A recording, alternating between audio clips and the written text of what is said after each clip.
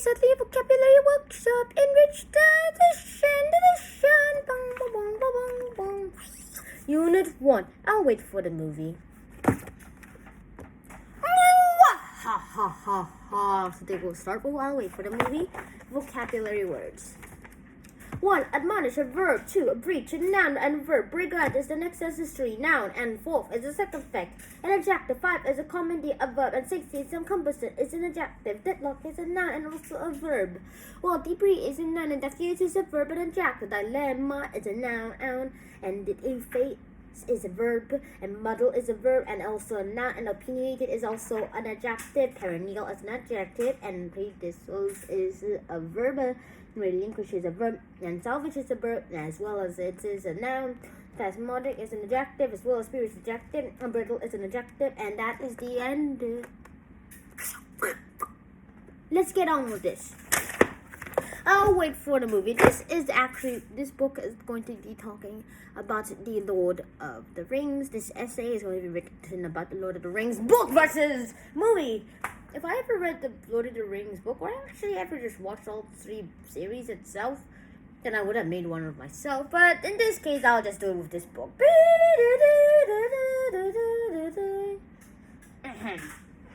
Let's get on with it.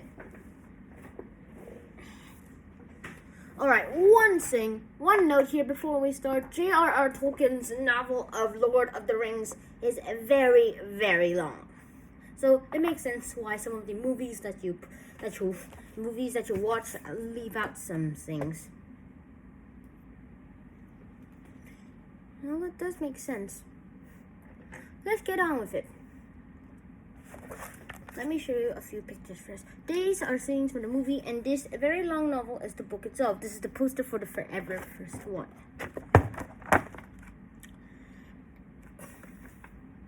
There, in the beginning of this essay, it talks about a scene where basically there were 3 people, Aragorn, Legolas, and Gleamy, who leap off a ship, whee!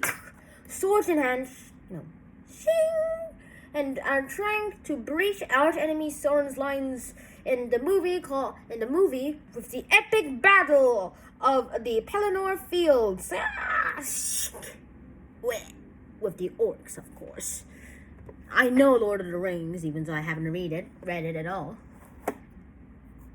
However, it only happens in the movie The Lord of the Rings, Return of the King. Shing! Also in the book Lord of the Rings, Return of the King, in the book version, this never happened. Beep! Alas, the haunting showdown with the ghostly brigands does not happen in the book itself. That is a shame. Film fans do not need to speak Elvish. Also, it is just spoken a few times in the movie itself, for like friend and that stuff. But to enjoy director Peter Jackson's blockbuster trilogy, Lord of the Rings, or I guess in this case they call it LOTR.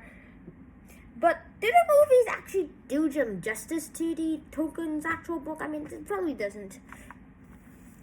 In fact, they might be predisposed to like any of the movies, like any of the book readers who read the books first before the movies, like me, may hate to watch the movie altogether. They may hate the movie.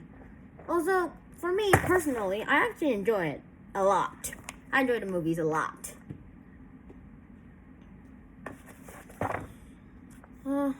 And I still always enjoy the movie versions and books, because I don't really care if they left out some part. I just want to watch it. And if you watch some of my movie versus book videos, you'll see that I dive into it, but I don't really care much about it. Filmmakers often have to commandeer the story and have to make it their own, and basically that. Their motivation might be this cliche.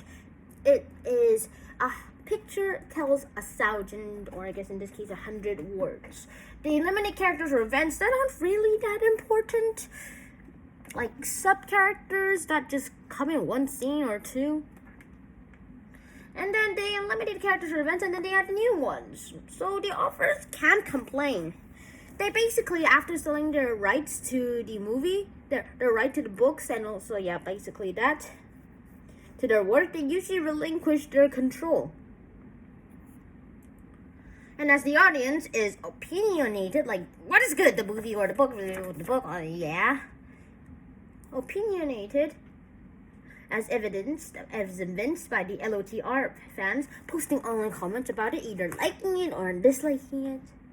Many might say that they had made a battle of the books, of the movies, or that thinking is spurious, and that it only shows the spasmodic events and flashes at all, saying that Tolkien's, while other fans show unbridled enthusiasm, and saying that Tolkien's perennial classics are too long. And diffuse, like too many words. So all of that cutting off was essential. And some fans are finding are more circumspect in their criticism, realizing it is impossible to please everyone, unless there is no book version, or at least one that is not widely known. The dilemma of facing these filmmakers, you guys will have to imagine that dilemma, of facing filmmakers is that after reading a book, it's pretty hard to actually please everyone themselves. Fans have been deadlocked over this, and usually those are very, very cumbersome.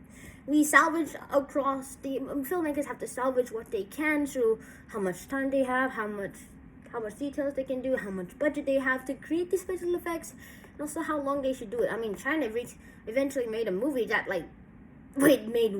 that cost them way more than the theater tickets actually provided. So they had to cancel the theater, but keep the money. So, yeah, that is a problem here. Also, they are still selling DVDs about it. Another thing is that there is a lot of debris in this, and a lot of debris have been created while making these movies. They have to destroy most of it and then admonish most of it. They have to efface some parts. And that is all I have for this book. I'll eventually make another video about why movie directors efface or cut off some books into movies. But yeah, that is the end. Hope to see you guys in the next episode, and see you then. Shannon out. Peace. Woo!